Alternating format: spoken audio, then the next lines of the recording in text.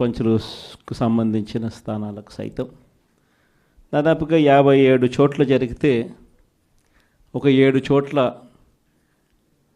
అధికార పార్టీకి గెలిచే పరిస్థితి లేదు కాబట్టి ఒక 7 చోట్ల ఎన్నికలు వాయిదా వేశారు. మరో 50 చోట్ల ఎన్నికలు వాయిదా వేసే పరిస్థితి లేక ఎన్నికలు జరపక తప్పని పరిస్థితిలో ఎన్నికలు జరిపారు. జరిపిన ఈ చోట్ల కూడా దాదాపుగా 50 స్థానాలకు గాను 39 స్థానాలు వైఎస్ఆర్ కాంగ్రెస్ పార్టీ కార్యకర్తలు గొప్పగా తెగింపు చూపించి గెలుచుకోగలిగాం. నిజంగా ఆశ్చర్యం కలిగించే విషయాలు ఏమిటి అంటే అసలు తెలుగుదేశం పార్టీకి ఇక్కడెక్కడా కూడా కనీసం గెలవడానికి తగ్గ నెంబర్స్ కూడా లేవు. గెలవడానికి కావలసినన్ని సంఖ్యాబలం లేనప్పుడు తెలుగుదేశం పార్టీ ఎందుకు ఈ మాదిరిగా ఎన్నికలు భయాందోళన మధ్య మభ్యపెట్టి భయపెట్టి ప్రలోభాలు పెట్టి దౌర్జన్యాలు చేస్తూ ఎందుకు ఈ ఎన్నికలు నిర్వహిస్తూ ఉన్నారు అనేది వాళ్ళకే తెలియడంలో. చంద్రబాబు నాయుడు అనే వ్యక్తికి నిజంగా బుద్ధి జ్ఞానం రెండూ లేవు. ఇన్ని సంవత్సరాలు ముఖ్యమంత్రిగా పరిపాలన చేశాడని చెప్పుకుంటాడు కానీ నిజంగా ప్రజాస్వామ్యంలో ఉన్నప్పుడు మనకు బలం లేనప్పుడు హూందాగా అది వదిలేయాలి. అది ప్రజాస్వామ్యంలో ఎవరైనా కూడా చేయాల్సిన పని. అలా చేయకుండా నేను ముఖ్యమంత్రిని, నా పార్టీ అధికారంలో ఉంది, అధికారంలో ఉండేది నేను కాబట్టి నాకు బలం ఉన్నా బలం లేకపోయినా తేడా పడదు, ప్రతి పదవి నాకే కావాలి, ఎవరినైనా కూడా నేను భయపెడతాను, ఎవరినైనా కూడా నేను కొడతాను, ఎవరినైనా కూడా నేను చంపుతాను, ఎవరినైనా కూడా నేను ప్రలోభ పెడతాను అని చెప్పి నిజంగా అహంకారంతో వ్యవహరిస్తూ ఉన్న తీరును ఈరోజు రాష్ట్రంలో మనం చూస్తూ ఉన్నాం. ఇది ధర్మమేనా, న్యాయమేనా అన్నది నిజంగా ప్రతి ఒక్కరూ కూడా రాష్ట్రంలో ఆలోచన చేయాలి. ఇలాంటి పరిస్థితుల్లో ఒకవైపున చంద్రబాబు నాయుడు గారి పాలనలో దాదాపుగా సంవత్సరం అవుతూ ఉంది. మే 13వ తారీఖున ఎన్నికలు జరిగాయి. ఈ మే 13వ తారీఖు వచ్చేస్తే సంవత్సరం అయిపోయినట్టు. అంటే దాదాపుగా 11 నెలలు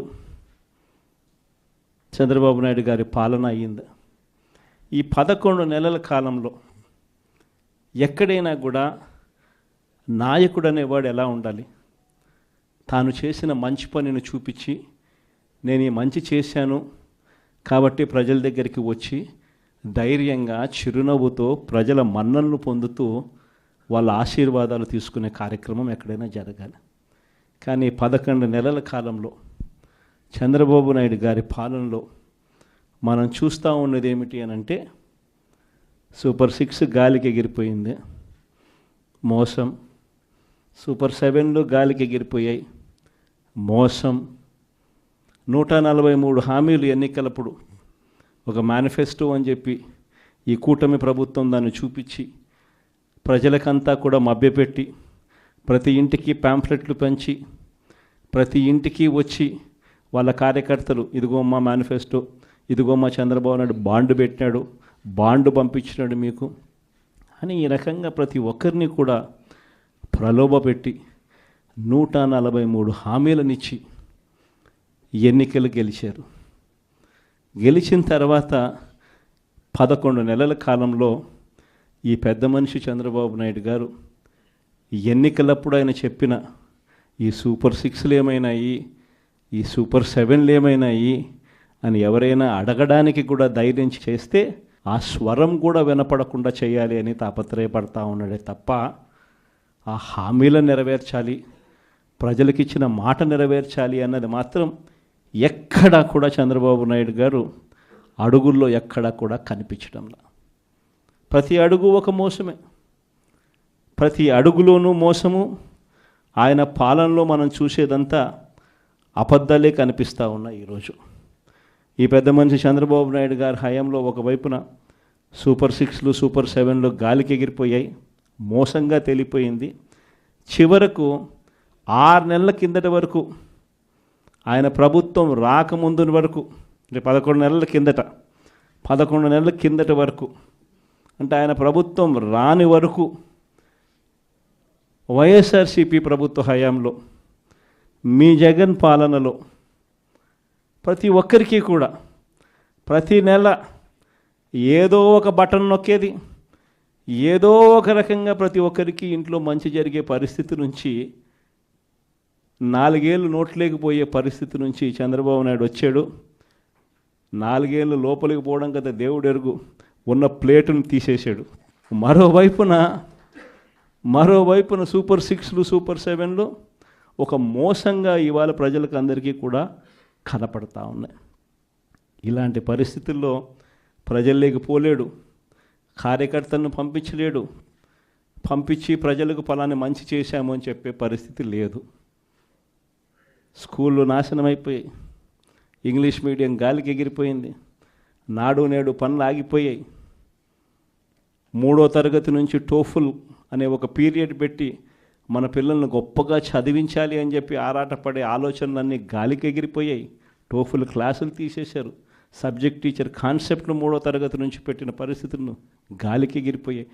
8వ తరగతి పిల్లలకు ప్రతి సంవత్సరం ట్యాబులు వచ్చేటివి, గాలికి ఎగిరిపోయాయి. మరోవైపు వైద్యం చూస్తామనంటే ఆరోగ్యశ్రీ బిల్లుల పరిస్థితి చూస్తే నెట్వర్క్ హాస్పిటల్స్కు ఈ 11 నెలల కాలంలో మామూలుగా ఆరోగ్యశ్రీకి నెలకు 300 కోట్లు ఖర్చు అవుతుంది. 11 నెలలకు ఈ పెద్ద మనిషి ఈ నెట్వర్క్ హాస్పిటల్స్కి పెట్టిన బకాయిలు ఎంతో తెలుసా? 3,500 కోట్లు. 3,500 కోట్లు మా నెట్వర్క్ హాస్పిటల్స్కు బకాయిలు పెట్టినాడు. అంటే ఆ 300 కోట్లు నెల ఇవ్వాల్సింది 11 నెలల్లో ₹1 ఇలా. చివరికి నెట్వర్క్ హాస్పిటల్ ఆరోగ్యశ్రీ పేషెంట్లకు వైద్యం చేయడానికి సుముఖంగా లేని పరిస్థితి ఈరోజు రాష్ట్రంలో కనిపిస్తూ ఉంది. 104, 108 అంబులెన్సుల గురించి నేను చెప్పాల్సిన పనుల, గవర్నమెంట్ హాస్పిటల్ గురించి అంతకన్నా చెప్పాల్సిన పనుల, ఇక వ్యవసాయం గురించి మీ అందరికీ తెలిసింది. ఒక్క పంటకు గిట్టుబాటు ధర లేదు. రైతు అనేవాడు దళారీలకు ఈరోజు పూర్తిగా అమ్ముడుపోయిన పరిస్థితిలో ఈరోజు రైతన్న వ్యవసాయం చేయాల్సిన పరిస్థితి. పెట్టుబడి సహాయం కింద అప్పుడు ఏమన్నాడు జగన్? 13,500 ఇస్తామన్నాడు. అది కూడా పిఎం కిసాన్తో కలిపి మేము వచ్చినామనంటే పిఎం కిసాన్ కాక 20,000 ఇస్తామని చెప్పి నమ్మబలికినాడు. ఈయన వచ్చాడు, కనీసం ఆ జగన్ అన్న ఉన్నప్పుడు ఆ 13,500 అన్న వచ్చేది. ఇప్పుడు అది బాయ, ఆ ఇస్తానన్న ఈ 20,000 ఇది బాయ. మరోవైపున రైతులకు ఆర్బీకేలన్నీ నిర్వీర్యం. ఉచిత పంటల బీమా పూర్తిగా ఎత్తేసాడు. సీజన్ ముగిసేలోగానే ఇన్పుట్ సబ్సిడీ వచ్చేదాన్ని కూడా ఊడబెరికేశాడు. వెరసి చూస్తే రైతులకు పెట్టుబడికి